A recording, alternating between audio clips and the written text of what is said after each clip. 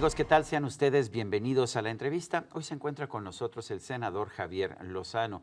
Él fue electo senador por el PAN, pero dejó ese partido y ahora, paradójicamente, es vocero de la campaña de José Antonio Meade. Ha sido también presidente de la COFETEL, ha sido subsecretario de Comunicaciones en la SCT, bueno, ha sido secretario del Trabajo, también tiene una larga trayectoria y además, pues, siempre me da gusto conversar contigo. El gusto es todo mío, Sergio. Muy buena noche. Si yo veo las encuestas, parece que este arroz ya se coció, que ya se decidió la elección. ¿Es cierto esto? No es cierto, no es cierto. Porque además, mira, falta mucho tiempo para la elección y por otro lado, las encuestas son pues unas son 4 semanas, son muy buenas. En otros países son de 15, en España, por ejemplo, en campañas de 15 días, en otros países son de 3 semanas, 4 semanas. Pero lo más importante es cómo interpreta uno las encuestas, para lo que sirven las encuestas. Y lo dicen incluso los expertos, los que las elaboran, esto no es un método predictivo, es fotografía de un día. Y no es predictivo de nada. Porque si así fuera, en los 173 países democráticos en los que se resuelve una elección, digamos que se elige al gobernante, pues entonces lo harían con encuestas. Bueno, pero las encuestas, digo, yo entiendo que se equivocan, pero Mucho. cuando se equivoca una encuesta es noticia. Sí. Pero no nos damos cuenta que el 80-85% de las encuestas sí son certeras. Los últimos años no ha sido así. Y a nivel internacional y a nivel local.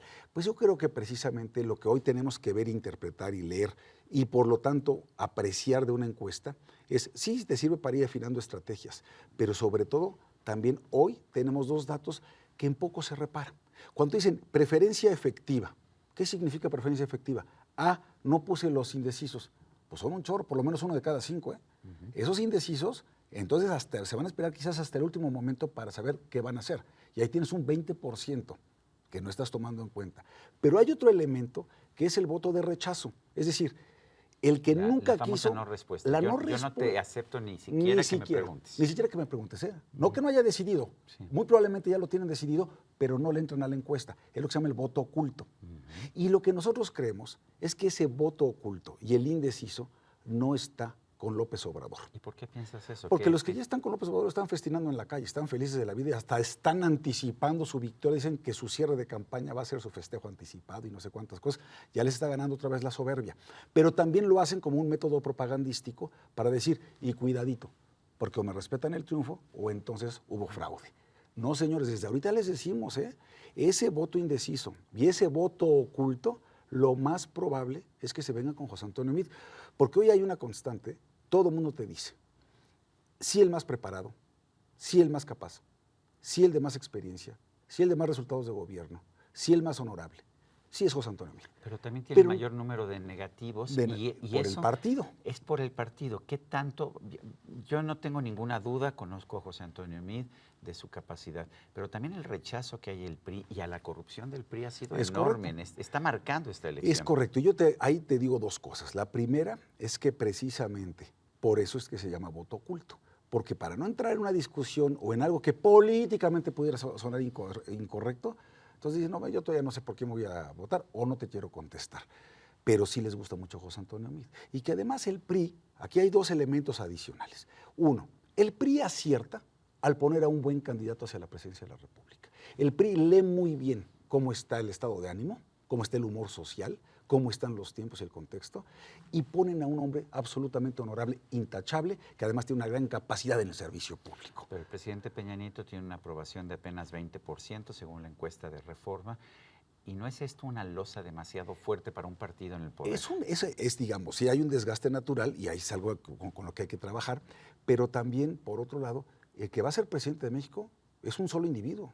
Es un solo individuo. Yo, como él mismo lo dice, Meade antes de Peña Nieto y Meade después de Peña Nieto. Yo sí creo que, por ejemplo, ha habido cosas buenas en este gobierno del presidente Peña Nieto, pero que a veces por un problema de comunicación o por cómo va la velocidad, es vertiginosos todos los eventos que están pasando, lo que queda en la memoria es algo negativo. Pero, por ejemplo, mucha corrupción, sí, pero ¿qué gobierno fue el que metió a los gobernadores, exgobernadores, que hoy están en la cárcel? Este mismo gobierno, con esta misma procuraduría. ¿Quién era el secretario de Hacienda que dio toda la información de inteligencia financiera para que pudieran dar con estos personajes y meterlos a la cárcel? Javier Duarte, por ejemplo. José Antonio Meade, desde la Secretaría de Hacienda a través de la Unidad de Inteligencia Financiera. Yo creo que a veces no comunican adecuadamente lo que se hace. Javier, a lo mejor son muy buenas las políticas que propone MIT, pero a la gente le gusta que le digan a ti te voy a duplicar tu pensión y a ti te voy a regalar esto y a ti te voy a aumentar el salario. ¿Cómo combates eso?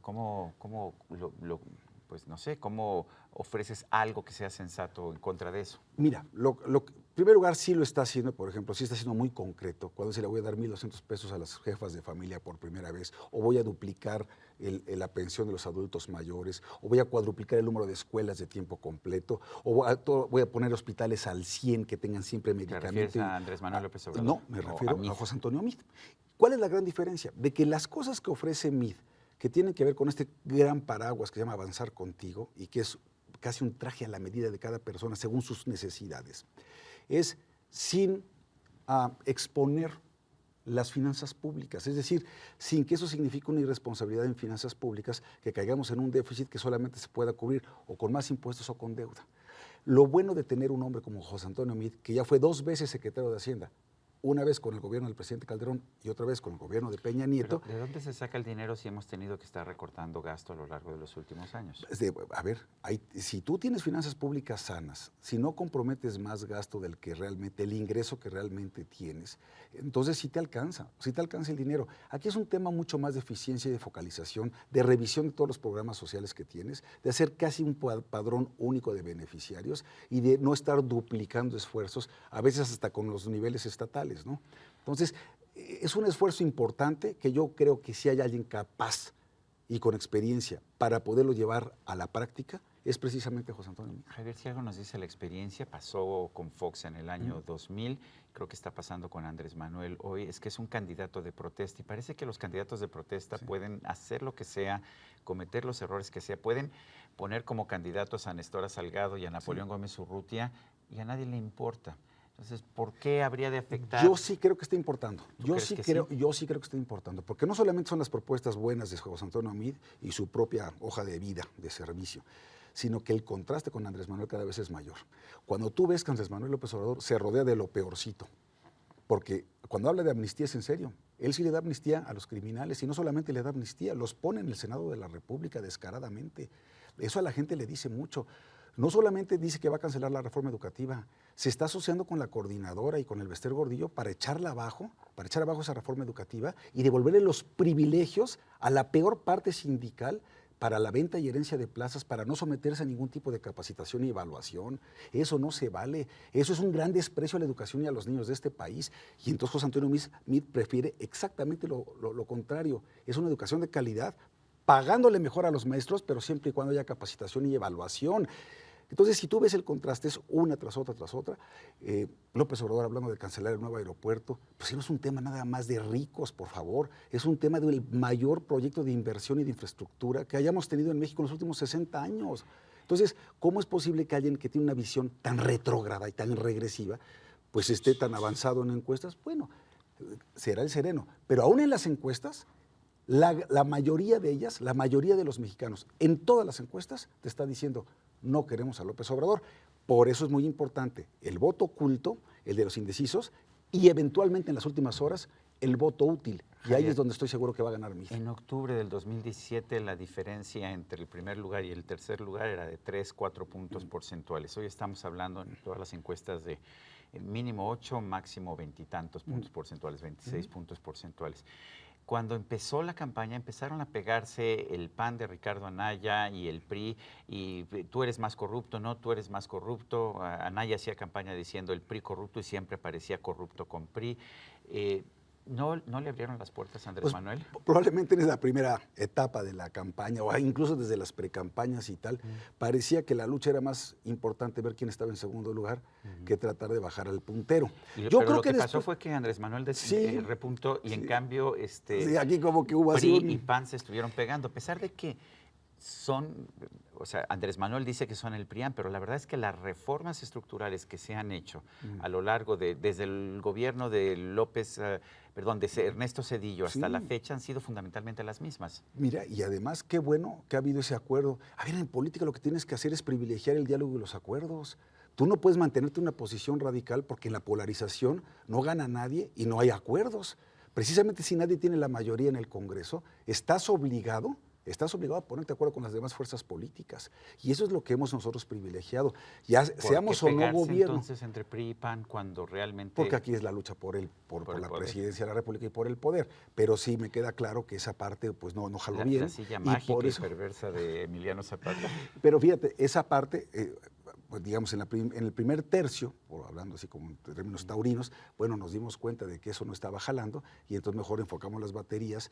Vino la renovación en el PRI, vino también una aceptación absoluta de que tú eres el candidato del PRI y que no hay nada vergonzante en ello y que hay que asumirlo con responsabilidad y también está con orgullo y animar al PRIismo como está animado. Y la verdad es que ves unos eventos ya enormes, masivos, con mucho entusiasmo, porque además vienen las candidaturas a diputaciones locales, federales, a senadurías, gubernaturas, alcaldías. Entonces ya ves toda una maquinaria operando. Hay mucho entusiasmo, que eso también no lo ven, por cierto, las encuestas. Entonces, si tú sumas todos los factores que te estoy diciendo, indecisos, voto oculto, voto útil y un PRI muy entusiasmado y muy de tierra y que sabe movilizar muy bien el voto el día de la elección, yo creo que ahí es donde va a estar el triunfo. Y de una vez le aviso a don José Manuel para que luego no venga que hubo fraude electoral. No va a haber fraude, va a ser a la buena con el voto de los ciudadanos. Y por cierto, recordarle a la gente también algo.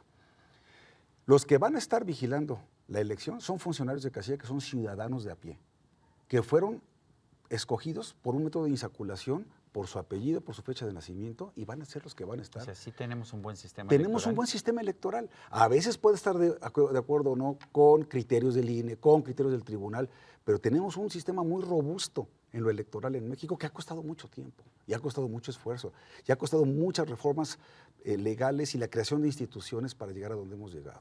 Y por eso hoy sí creo que en las elecciones se gana y se pierde hasta por un voto. Y por eso es tan importante que la gente salga a votar, que vote en conciencia, ciertamente en libertad, pero en conciencia y que piense que es lo mejor. Lo que dice José Antonio Meade tiene toda la razón. El 1 de julio, el 1 de julio, no vas a escoger un candidato. Los candidatos ya están a la vista. Lo que vas a escoger es al próximo presidente de México. Tienes que pensar en quién es el más capaz, quién es el mejor, quién va a gobernar mejor. Ese es José Antonio Meade. A veces, 5 minutos... ¿Realmente tienes esa confianza o eso es parte del discurso electoral en un momento como este en que las cosas no se están viendo bien? No te estoy hablando con absoluta convicción. Igual, I am a dreamer, como dice la canción, ¿no? Es un soñador también. ¿No? Igual canción de Beatles. Pero no, yo te lo digo con los datos duros y lo que estamos sintiendo en la calle, lo que sentimos en el ambiente, cómo veo yo al propio José Antonio Meade.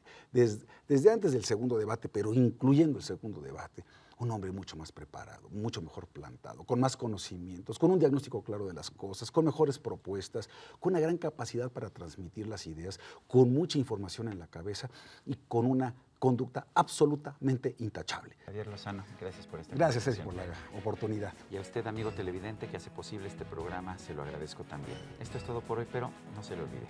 Nos vemos la próxima.